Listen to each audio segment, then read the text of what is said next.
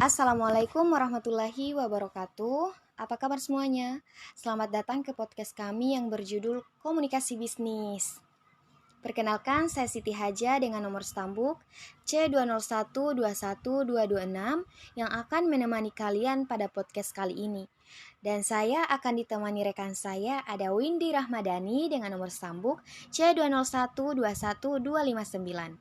Hai Windy. Hai Aja. Gimana kabarnya? Alhamdulillah baik. Nah, Windy, tema kita pada podcast kali ini adalah merencanakan, menulis, dan menyelesaikan laporan dan proposal bisnis. Nah, tidak perlu berlama-lama lagi, langsung saja kita mulai. Pengertian laporan bisnis.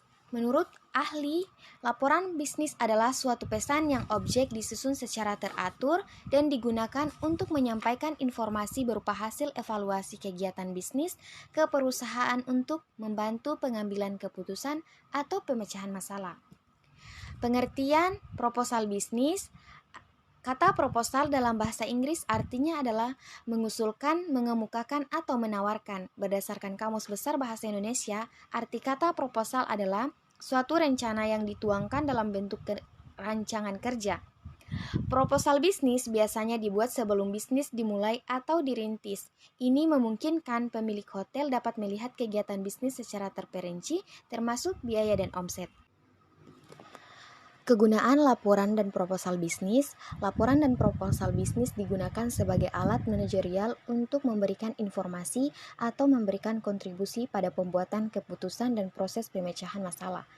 Sasaran dalam menyusun laporan dan proposal adalah memperjelas dan memudahkan penggunaan informasi. Oleh karena itu, laporan dan proposal bisnis harus jelas dan lengkap. Selanjutnya, jenis-jenis laporan bisnis. Laporan bisnis dapat digolongkan ke dalam berbagai cara menurut fungsi, subjek, formalitas, keaslian, frekuensi, jenis atau penampilan, pelaksanaan proyek, dan pelaksanaan pertemuan. Masing-masing penggolongan tersebut secara rinci sebagai berikut. Pertama, berdasarkan fungsinya terdiri dari 2, laporan informasi dan laporan analitikal.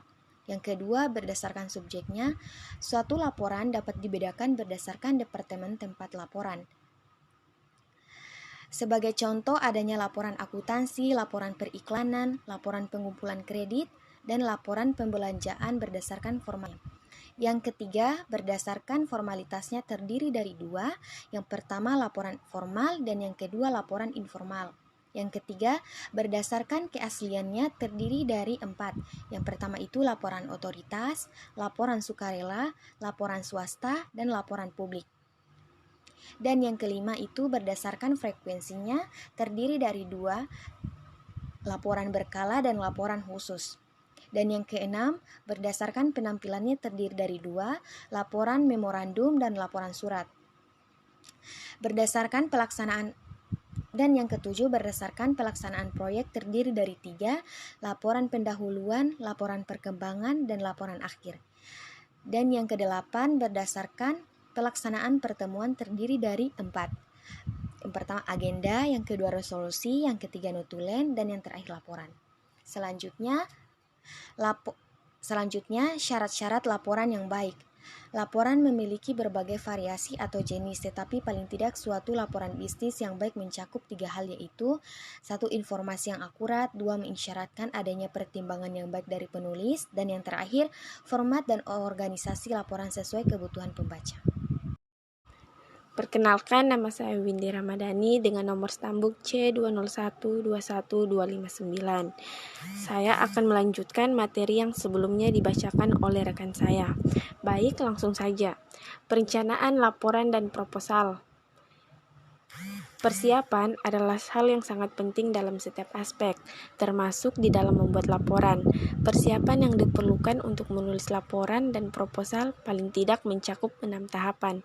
Yang pertama, definisikan masalah, tujuan, dan ruang lingkup. Yang kedua, analisis audiens. Yang ketiga, menentukan ide atau gagasan. Yang keempat, mengumpulkan bahan yang perlu dipergunakan. Yang kelima, menganalisis dan menafsirkan data. Yang keenam, mengorganisasikan data dan mempersiapkan outline akhir. Yang 5, Bagian pokok laporan dan proposal. Setelah menyelesaikan 6 tahapan persiapan, langkah berikutnya adalah pembuatan bagian pokok laporan atau proposal yang mencakup pendahuluan, teks, dan penutup. Penyusunan laporan dan proposal bisnis. Bentuk penyusunan suatu laporan atau proposal memiliki daya tarik tertentu yang akan mempengaruhi pembacanya. Oleh karena itu, selain maksud dan subjek, kebutuhan calon pembaca juga harus dipertimbangkan. Manakala memilih rencana organisasional untuk seluruh tubuh, laporan dan proposal. Cara menyusun tubuh laporan dan proposal. Sebagaimana hanya pesan bisnis yang lain, menyusun tubuh laporan dan proposal dapat menggunakan pendekatan dedukatif atau langsung dan induktif atau tak langsung. Kebanyakan laporan bisnis disusun secara dedukatif karena pembaca ingin tahu lebih dini mengenai kesimpulan dan rekomendasi pelaporan. Cara menyusun teks laporan dan proposal. Salah satu tugas yang cukup rumit dalam membuat laporan adalah memutuskan cara-cara terbaik untuk menyusun fakta-fakta yang tersedia, sehingga terbentuk bagian teks laporan. Teks dapat disusun dengan cara-cara yang pertama, membuat topik-topik atau kriteria. Yang kedua, menyusun urutan suatu peristiwa atau bagian kejadian. Yang ketiga, mendeskripsikan lokasi atau tempat. Yang keempat, menyusun kepentingan secara alfabet. Yang kelima, menyusun laporan tingkat familiaritas. Yang keenam, menyusun sumber-sumber yang digunakan. Dan yang terakhir, pemecahan masalah. Adapun kesimpulan, berdasarkan uraian di atas dapat ditarik suatu kesimpulan sebagai berikut. Yang pertama, laporan bisnis adalah dokumen faktual dan objektif yang dipergunakan untuk tujuan bisnis tertentu. Sedangkan proposal bisnis merupakan tulisan yang berisi rencana atau usulan untuk melakukan suatu kegiatan tertentu. Yang kedua, laporan bisnis memiliki sebagai tujuan seperti monitor atau mengendalikan operasi, membantu implementasi kebijakan dan prosedur, memenuhi persyaratan legal, mendokumentasikan pekerjaan yang dilakukan untuk klien, dijadikan pedoman sebagai keputusan atas isu tertentu, dan memperoleh bisnis baru atau pendanaan. Yang ketiga, laporan bisnis dengan digolongkan ke dalam berbagai cara menurut fungsi, subjek, formalitas, keaslian, frekuensi, jenis atau penampilan, pelaksanaan proyek dan pelaksanaan pertemuan. 4. Suatu laporan bisnis yang baik mencakup 3 hal, yaitu informasi yang akurat, mengisyaratkan adanya pertimbangan yang baik dari penulis, serta format dan organisasi laporan sesuai kebutuhan pembaca.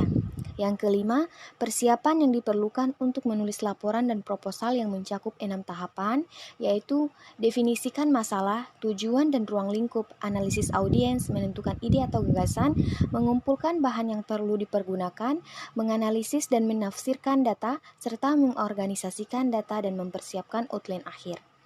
Yang keenam, bagian pokok dari laporan dan proposal terdiri dari 3 hal, yaitu pembuka, isi, dan penutup. 7.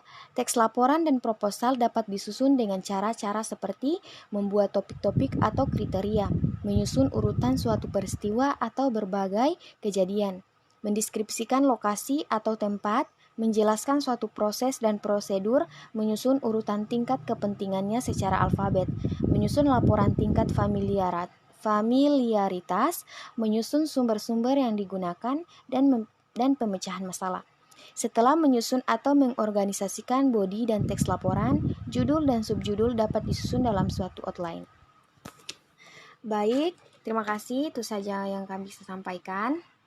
Dan di sini kami mengetahui pengertian proposal dan laporan bisnis, dan sampai akhirnya dari kita mengetahui pengertian proposal dan laporan bisnis, dan sampai akhirnya kita mengetahui cara penyusunan laporan dan proposal bisnis. Baik, terima kasih kepada rekan saya Windy Rahmadani sudah meluangkan waktunya untuk dapat bergabung pada podcast kali ini. Dan juga kami mengucapkan terima kasih kepada pendengar setia podcast kami. Saya dan Windy Rahmadani undur diri, sampai ketemu di podcast selanjutnya. Sampai jumpa semuanya. Wassalamualaikum warahmatullahi wabarakatuh.